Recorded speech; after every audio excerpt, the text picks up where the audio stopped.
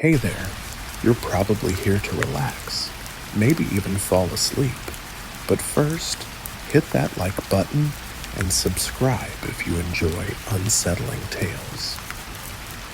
Also, let me know, where are you watching from and what time is it for you? I never heard of David Foster until after I signed the lease. The realtor hadn't mentioned him at all. I only found out through Mrs. Chen next door as I was moving in. You know what happened to the last tenant, right? She asked, eyeing me as I struggled with a heavy box. I shook my head. She told me Foster ran screaming from the house one night, wearing nothing but his underwear. They found him babbling in a psychiatric ward about curses and footsteps in the upstairs hallway. I laughed. Sure, the house was old, but it was a steal. $200 a month for a restored 1890s Victorian. I wasn't going to pass that up. Some creaky floorboards and noisy radiators were a small price to pay. The first week was uneventful. I slipped into a routine. Up at 6, coffee, commute to Johns Hopkins, where I worked as a radiologist. Back home, microwave dinner, watch Netflix, then bed. Then came the footsteps. Tuesday night, 2 o'clock a.m. Heavy thuds echoed above my bedroom. Slow, deliberate steps. Thud, pause, thud, pause. I grabbed my phone and the bat from under my bed. Upstairs was dark, the hallway lit only by faint streetlight bleeding through the windows. I checked every room. Nothing. The next night, same time. The footsteps returned, back and forth, always above me, always at 2 a.m. I called the landlord. Old house, he said. Pipes shift, wood settles, nothing to worry about. But these weren't settling sounds. These were footsteps, heavy ones. Sleep became impossible. I kept every light on, installed cameras, called the police. Nothing helped. I started researching the house, nothing unusual, until I found David Foster's name in county records. I tracked him to Spring Grove Hospital. He looked broken, hair gone gray, hands trembling. You hear them too, don't you? He whispered. Always at 2 a.m.? He said the original owner, Harrison Blake, had died in the house, fell down the stairs in 1916, but his spirit never left. Kept pacing, always pacing. He leaned in. He opened a door that should have stayed shut. A ritual in the basement. Check behind the coal chute. That's where the truth is. I didn't want to believe him, but curiosity won. I found a hidden cavity behind the sealed chute and a rusted metal box. Inside, a leather journal. It was Blake's. At first, it was filled with mundane records, but near the end, it grew erratic. Obsessions with seances, voices, scratching in the walls. His final entry? It's here. God help me. It's here. Coming up the stairs. That night, the footsteps started earlier, 1 a.m., faster, stronger. They moved through the hallway, into the room above me. I heard scratching across the floor, then silence until 1:59 a.m. creaks on the stairs, one, then another, and another, until the last step groaned beneath an unseen weight. Something crossed the bedroom floor. The mattress dipped beside me, hot breath on my face. I ran, left everything, phone, wallet, shoes, just ran into the dark. They found me 3 blocks away, shivering in a corner. The hospital diagnosed me with acute stress reaction, I discharged myself after 2 days. Now I'm living with my sister in Philadelphia, looking for work, looking for a new home, something modern. No history, no basement. But late at night, I still hear them. Footsteps, pacing, waiting for the next tenant. They always say, don't go check the strange noise. But I did, and now I can't forget what happened that night. It was Tuesday, October 15th. I was alone, working late at the Riverside Commerce Building. Everyone else had left hours earlier. The heating system had clicked into night mode, and the place was eerily quiet. Just the occasional tick from a radiator and the buzz of fluorescent lights. At 11:42 p.m., the first bang echoed down the hallway. I jumped, knocking over my cold coffee. The sound came from the storage room, a place that creeped me out since day one. Old oak door, brass handle, always locked. I had the only key. Another bang, louder this time, like someone punching metal. The rational part of me said it was nothing. Maybe something fell over, but what if someone was locked inside? The emergency lights painted long shadows on the hallway walls as I made my way to the storage room. The brass handle was ice cold. I unlocked the door. The banging stopped. "Hello?" I called out. No answer. I flicked the light switch. The room was empty. Just filing cabinets, old boxes, dust-covered furniture. But the air felt wrong. Cold, heavy, musty. Frost coated the floor. That shouldn't have been possible. It was October. The heating was still on. I could hear the radiator ticking right behind me. Slam. The door shut behind me. I spun around. The handle wouldn't budge. I tried using the key again. It wouldn't fit, like the lock had changed. Then the lights flickered. A shadow danced at the edge of my vision. I turned. Nothing. Just rows of filing cabinets stretching into the dark. I reached for my phone. No signal. Another bang. This time inside one of the filing cabinets. Then another, and another. Drawers started shaking violently. Papers flew.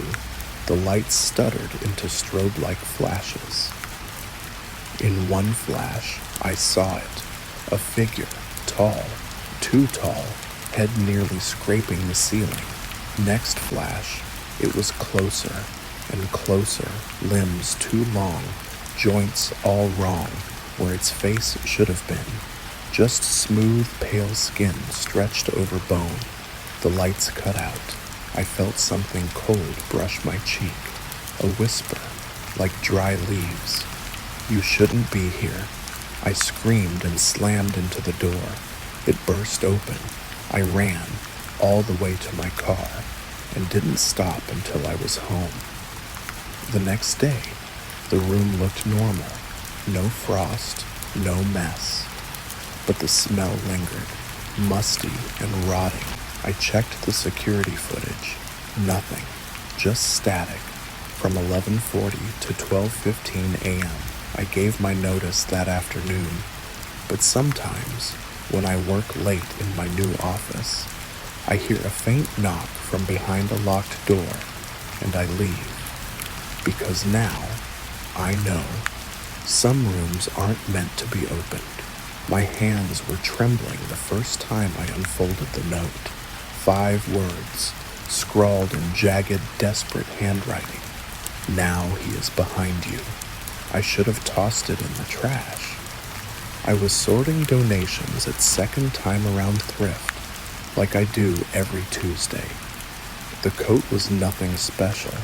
Brown wool, maybe 1980s, torn lining, worn elbows. But inside one of the pockets was that note, just a yellowed scrap of paper. I looked behind me. Nothing. Still, My skin prickled like someone had whispered on my neck. I crumpled the note and aimed for the trash can, but I didn't throw it away. Instead, I kept it, slid it into my pocket. The rest of the day dragged. I kept reaching for the note, like it was calling to me. By closing time, I was so jittery I ran to my car without even saying goodbye. Home was supposed to be safe, quiet, but I couldn't relax. The note sat on my coffee table, burning a hole into my thoughts. The first knock came at 8:47 p.m., 3 sharp raps. On my kitchen door. Nobody uses that door. It leads to a fenced backyard with a locked gate. I muted the TV, held my breath. 3 more knocks, louder. "Who's there?" I asked. No answer. I crept toward the kitchen.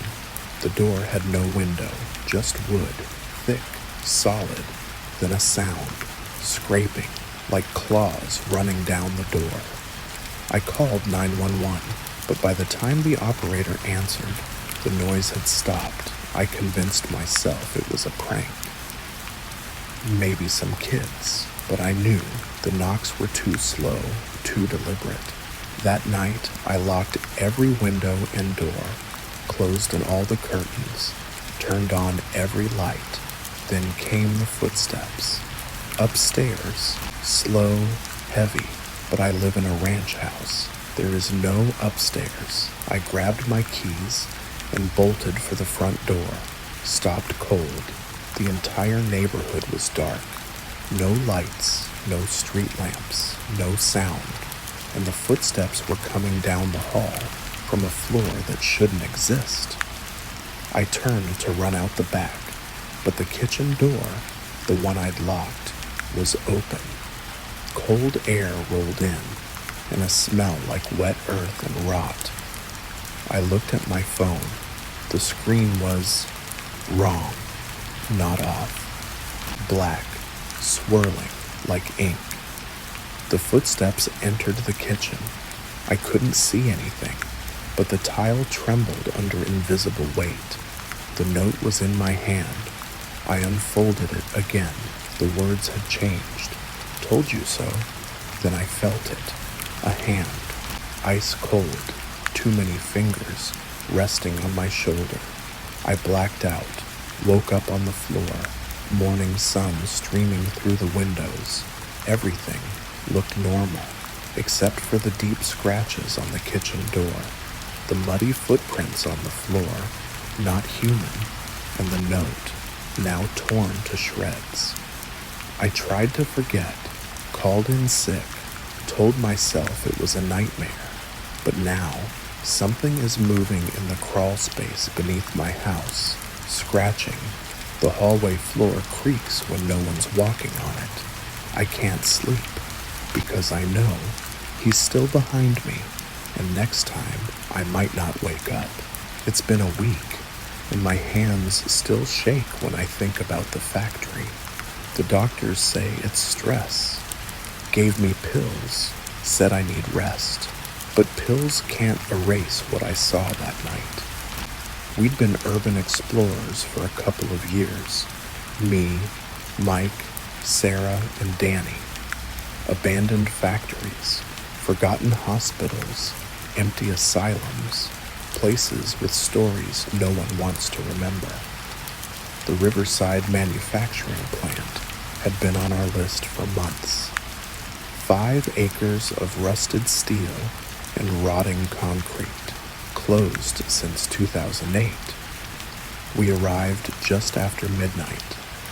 The factory loomed like a skeleton in the dark, broken windows for eyes, flickering lights like it was still alive.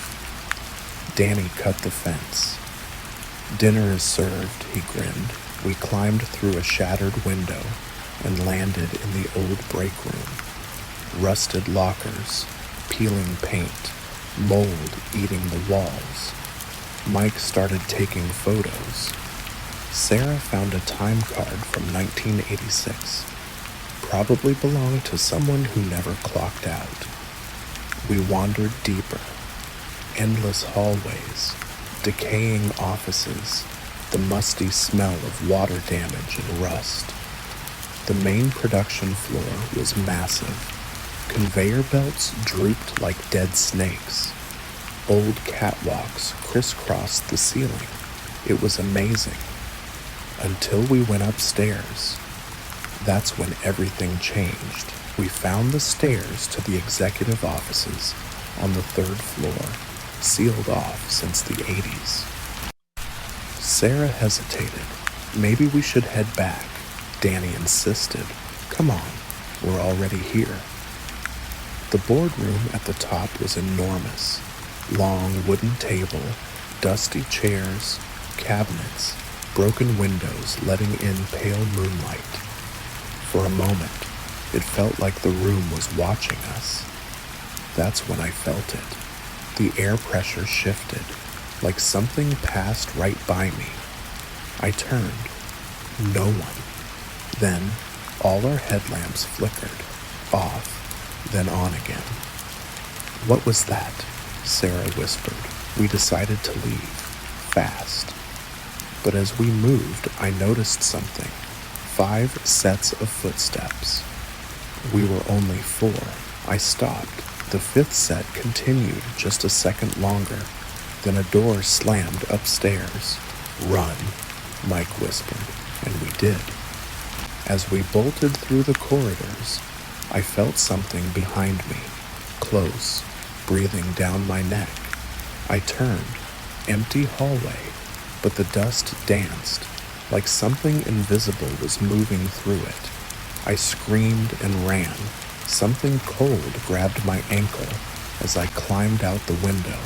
I kicked, yanked free. Nothing was there. But as we peeled out in Mike's car, I looked back. In the 3rd floor window, the boardroom, we saw a glow. Pale blue, it moved away from the glass and disappeared. Later, we found out a worker vanished in 1986, Robert Henley. Official reports said he fell into machinery. No body was ever found. The 3rd floor was sealed off after that. We haven't gone exploring since, none of us. But when I'm home alone, I still hear footsteps. And sometimes, the dust swirls, like something's following me, something I brought back from that factory. I still wake up drenched in sweat, heart racing, thinking about Blackwood Trail. Mark and I had done dozens of camping trips before. It was our thing. Disconnect for a weekend. Hike, fish, drink beer by a fire. This one was supposed to be just like the others. It wasn't. We drove 3 hours north of Seattle, deep into the woods. The trail was deserted, except for a beat-up red pickup in the corner of the parking lot. Cold air clung to the trees. The forest was dense and silent. We hiked in, found a clearing off trail, set up camp like always. Tent, chairs, fire pit. By 4:00, everything was ready. We fished, we joked, normal until we got back. Our camp chairs had moved. They were now facing into the woods, not the fire, not the tent, the trees. I tried to laugh it off. Mark figured some hikers had passed through and borrowed them, but I didn't hear anyone, didn't see anyone. That night, around 9:00, Mark stopped mid-sentence. You hear that? At first, I didn't. Then I did. Voices, too far to make out words, but definitely people, quiet, urgent. Mark called out, "Hello?" No answer. We sat in silence, straining to hear. The voices stopped. I scanned the trees with my flashlight. Nothing. We went to bed, knives within reach just in case. Then I woke up, sometime after midnight. Mark was sitting up. "There's someone out there," he whispered. I held my breath. Crunch, crunch, footsteps circling the tent. Then a shadow, tall, cast across the tent wall, just standing there, watching. We didn't breathe, didn't move. After what felt like forever, the footsteps moved away. We grabbed our knives and flashlights, slipped outside. The fire was out. The chairs were untouched, but near the tent, one footprint, much bigger than ours. "We should go," I whispered. Mark shook his head. "Too dangerous to hike in the dark." We went back inside, sat up, awake, silent. Then, around 3 o'clock a.m., the voices returned, closer, all around us, angry, urgent, unintelligible, and the shadows came with them, human-shaped, but wrong, too tall, too thin, moving in ways people shouldn't move. Then a sharp crack, a branch snapped nearby. The voices stopped, and the tent began to tear, a long slash near our feet. Then another, then another. No one was there, but something was cutting its way in. We didn't wait. We ran, through the slit in the tent, into the forest, no plan, just away. Behind us, the voices followed, and footsteps, so many footsteps. We didn't stop running until we saw the parking lot. The red pickup was gone. We jumped in my car and tore out of there. In the rearview mirror, I saw them, figures, tall, thin, motionless, watching from the tree line. The next day, we went back. Daylight made it feel safer. Our camp was untouched. Even the bear canister was still there, but there were no other footprints, none. We filed a report. The rangers found nothing. Weeks later, I was looking through photos from that trip. In one shot, taken before sunset, before anything happened, I saw it, a figure, barely visible, between the trees, tall, thin, looking straight at the camera.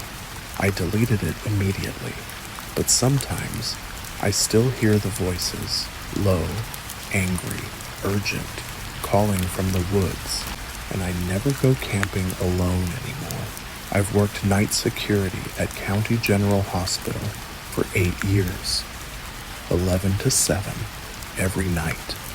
Simple job, make the rounds, check the cameras, escort the occasional drunk out of the ER. It was simple until the night I saw it. It started on the 8th floor, east corridor. The cold hit me first, freezing air in a building with central heating. I could see my breath. The hallway was dead quiet, not the usual hum of machines or the murmur of nurses, just silence, like the building itself was holding its breath. That's when I saw it, a figure standing 50 feet ahead, back turned. It wore a tattered hospital gown, skin pale, bald head, thin as a shadow. "Sir," I called out, walking forward, "you're not supposed to be here." It didn't move. I reached for my radio, static. The figure started walking, wrongly, legs bending in directions they shouldn't, each step twisted and strained. It walked straight through the chained double doors at the end of the hall, doors I knew were locked. I ran to them, chains still secure, no sign anyone had passed through, but on the floor, a single wet footprint, fading fast. That was the first night. I didn't tell anyone. Who'd believe me? But I started noticing more. Cold spots, static on the cameras, radios cutting out, always on the 8th floor, always around 3 o'clock a.m. A week later, I saw it again, on the ceiling of the 7th floor, crawling like a spider, leaving those same vanishing footprints. I started digging into the hospital's history. In 1998, a patient named Michael Keene killed 3 nurses and 2 other patients before taking his own life. Rumors say he was eating them. He had a connective tissue disorder, could contort himself in strange, unnatural ways, and he died on the 8th floor, East Corridor. The psychiatric wing was sealed off after a fire, but blueprints showed something else, a maintenance tunnel connecting the old wing to a storage closet on the 7th floor. That's where supplies kept vanishing, where nurses heard whispers at night. I made a decision. I was going in. At 3:00 a.m., I found the hidden tunnel. Old lock, rusted, broke off easily. The air was thick with rot, sweet and sickly. My flashlight barely cut through the dark. I could hear it up ahead, that wet, dragging sound, that breath that wasn't human. And then I saw it. No eyes, too wide mouth, smiling. I ran. I'm writing this now in the security office. The temperature's dropping. Static is building in my radio. It's calling me again. If you find this, burn the place, seal the tunnel. Don't let it out. Because whatever it is, it's hungry. And I think I finally understand. I wasn't doing rounds. I was following it home. The dream started 3 months ago. Every night, the same place, an endless, dark forest. And every night, the same figure watching me from between the trees. I never saw its face, just a black hood, tall and still, like a shadow that knew my name. I'd wake up at 3:17 a.m.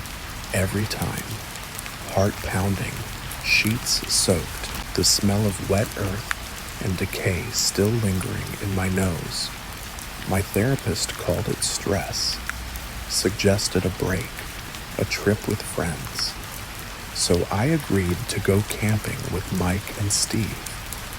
Worst decision of my life. We drove deep into the Cascade Mountains. Remote, no cell signal, just tall trees and cold air. We set up camp near Fisher Lake, laughed, cooked, drank beers by the fire. That night, I didn't dream. The next morning, everything was gone. Mike and Steve's tents vanished, their gear gone. Even the fire pit was clean, like it had never been used, only my tent remained. My phone showed 3:17 a.m., and that's when I saw him at the edge of the clearing, the same hooded figure from my dreams. But I wasn't asleep anymore. I ducked into my tent, grabbed my journal, started writing. He hasn't moved. Hours passed. At least I think they did. Time stopped. My watch, my phone, both stuck on 3:17. I tried to run, picked a direction and sprinted, but every path brought me back, to the tent, to him. I stopped shouting for help after my voice vanished into the trees, like it never existed. The cold keeps getting worse. I can see my breath. I have 1 granola bar and half a bottle of water. My flashlight's dying. Its beam flickers weaker each time I turn it on, and he's closer now, each time I blink. He's moved, no footsteps, no sound, just closer. His robe absorbs light. His shape, wrong, too narrow, too tall. I'm trying to keep writing, to distract myself, but the whispers are louder now, like leaves scraping inside my skull, almost forming words. Almost. I think I saw something move under his robe, something long, alive. I thought the dreams were warnings, but they weren't. They were practice. He's been waiting, teaching me to fear him, preparing me for this moment. The tent fabric is bulging. Something is pressing from the outside. The last thing I can see on my phone is this, 1% battery. The last thing I heard was scratching. And then, Daniel, when Mike asked me to house sit, I said yes without thinking. Water the plants, collect the mail, watch Netflix on his big screen while he and his family enjoyed Disney World. Simple, until it wasn't. The first 2 nights were fine. His old Victorian-style house creaked and groaned, but what 100-year-old home doesn't? Friday night, I decided to stay over. No work tomorrow. I brought my laptop, made popcorn, and settled in. Around 1:00 a.m., I heard it. Footsteps. Upstairs. Deliberate. Heavy. Walking across the ceiling, I muted the TV. The sound didn't stop. Step, step, step, but there's no one else in the house, and Mike didn't mention anyone staying behind. I stood under the staircase, staring up. Silence, then bang from the garage. 3 loud hits against the wall that connected to the kitchen. I grabbed a knife and backed into the kitchen, hands shaking. I reached for my phone, but froze. What was I supposed to say? Hey Mike, your attic has footsteps and your garage is punching back. Another bang. Then the doorknob to the garage began to turn. The footsteps upstairs started again, descending the attic stairs. I ran to the front door. The deadbolt was stuck. It wouldn't turn. Behind me, the garage door creaked open, and from the second floor, footsteps, fast, coming down. I wrenched the deadbolt until it snapped back and flung the door open. Cold night air hit my face like a slap. I ran to my car and looked back. The house was dark. Every light I'd turned on, gone. But in the attic window, something watched me. Not human, twisted, elongated, smiling. My phone rang. Mike. I answered, breathless. Are you okay? He asked. No, I said. Something's in your house. He was quiet. Then, I got a motion alert. All the sensors are going crazy. You have motion sensors? I asked. They're new, he said. Installed after what happened to the last house sitter. What happened to them? She disappeared. Silence. I'm sorry, he whispered. I didn't think it would go after you. Why did you ask me to stay? Because it never bothers the owners. Only visitors. Only at night. I was already driving. I didn't stop until I was halfway across town. Later, Mike texted, Police are checking the house. I'm sorry. They found nothing. No signs of forced entry. But I know what I saw, and I know what I heard. Something lives in that house. Something old and patient. It walks the attic, bangs on the walls, watches through windows. It's waiting for the next visitor.